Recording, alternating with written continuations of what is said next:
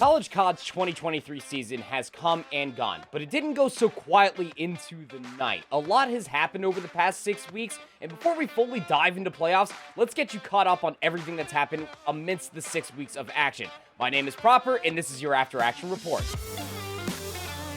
The season started back in the far-off land of February, with some very seasoned teams and players in the CCL.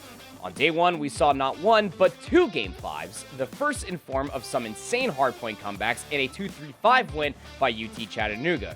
The other in form of Akron Zips handing the Brock Bandits a reverse sweep in the first week of play. On day two, we checked in with land finalists, the St. Edwards Hilltoppers, as they went 1-1 on the night with a W against Tamu Cod and a rough L against Oklahoma Christian. This was the first we saw of this OKC roster this year, and boy, did they set up for just how dominant they'd be. Why are you hitting them separately in that situation? I think there was a... On day two, we took a look in at some of the same faces from week one to see how they're holding up. Akron had a big confidence win against Rutgers Esports, and the Hilltoppers winning 3-0 over the Westcliff Warriors in a battle between two teams from the 2022 LAN playoffs. This new-look Westcliff had some struggles to start out, but against the St. Edward squad, who wouldn't, right? We also saw the Davenport Panthers take on the Ottawa Braves in a rematch of the knockout match from LAN as well. And that ended in just as dominant fashion in a swift 3-0. E2N looking solid over the top. Wow. What? Shot. E2N 4 in a row, and that is the hold for Ottawa. In week 3, we got our first look at the Fisher Falcons as they took on the Farmingdale State Rams. There was a lot of assumptions that this Fisher squad was going to be the top spot in the Northeast this year, and boy howdy did they show it. They go on to win this match and finish the regular season undefeated. On day 2, we got our first look at the new Illini Esports minus Odan Ghosty, where they unfortunately fall to Ottawa in a rough 3-0, an OK Christian doing OK Christian things. Texas State looked good, being able to take a map, sure, but the Eagles were just that much better. Oh, they stopped for a second. They slowed up. Now no longer the case. Dude, flying. what? Oh my god.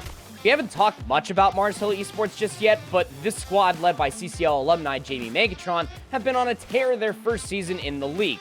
Here we got to take a look at them in week 4, taking on James Madison Esports, and in a strong 3-1 fashion too. If you want to make a name for yourself in this league, these are the numbers you got to put out.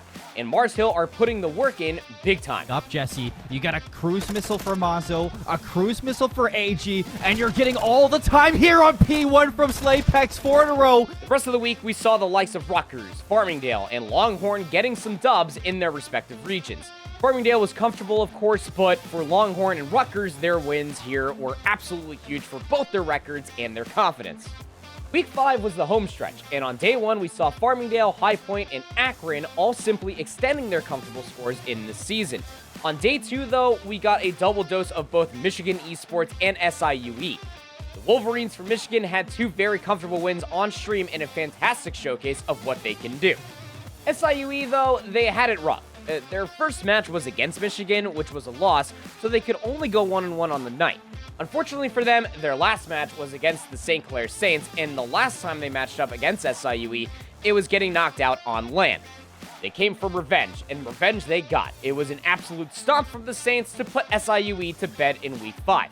They are getting stunned, barraged with everything. St. Clair, get this one done. In week 6, we saw a return to form for Buckeye Cod, one of the most tenured CCL schools in the league. We also saw High Point and LSU take their wins comfortably as well. All the day 1 winners were already pretty well confirmed for playoffs, but hey, seeding is everything. Day 2 was a double dosage of Longhorn Gaming. We saw them go 1-1 on the night after a 2-3 loss against the New Mexico Aggies and a 3-1 win against Tamu Maroon. Longhorn were confirmed for playoffs already, but a good return to form is gonna give them a huge confidence boost to start the postseason. Gonna finish this off with the lineup. Oh no! Oh no! And that's it. You are officially caught up with College COD's 2023 regular season. It has been an insane ride. Thank you so much for watching the entire regular season so far, but strap yourselves in because playoffs, I promise you, it just hits a little diffy. So make sure you go over towards twitter.com and follow us at College COD and tune in Mondays and Tuesdays at the regular time at twitch.tv/College COD. Looking forward towards playoffs. I hope you're ready for it. My name's Proper. This has been your After Action Report.